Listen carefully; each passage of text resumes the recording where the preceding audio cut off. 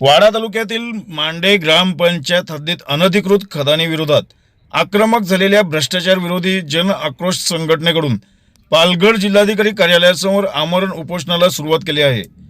शासनाचे नियम धाब्यावर बसवून या परिसरात काही कारखाने अनधिकृतरित्या उत्खनन करत असून वारंवार तक्रारी करून देखील वरिष्ठ अधिकारी आणि तहसीलदार याकडे लक्ष देत नसल्याचा आरोप करत या संघटनेकडून आमरण उपोषणाला सुरुवात करण्यात आली आहे। या उपोषणात मांडे गावातील स्थानिक रहिवाशांचाही सहभाग पाहायला मिळत असून लेखी आश्वासन मिळत नाही तोपर्यंत हे उपोषण सुरूच राहणार असल्याचा इशारा उपोषणकर्त्यांकडून देण्यात आला आहे।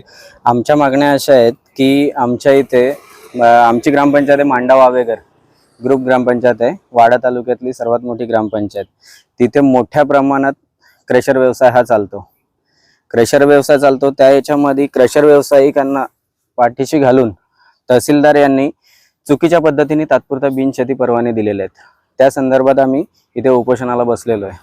दुसरा मुद्दा असा आहे की ना हरकत दाखले न घेता काही कंपन्या पूर्णत्वास आलेल्या आहेत आणि पूर्ण काम होऊन पण त्यांच्यावरती कुठल्याही प्रकारची कारवाई होत नाही। मी जवळजवळ 2 वर्ष या गोष्टीचा पाठपुरावा करतोय, परंतु अजूनपर्यंत शासन कुठल्याही प्रकारचा त्याच्यावरती विचार करत नाहीये।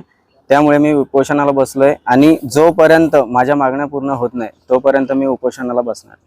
आपला जिल्हा पालघर जिल्ह्यातील घडामोडी पाहण्याकरिता पालघर न्यूज नेटवर्क हे चॅनल जरूर पहा।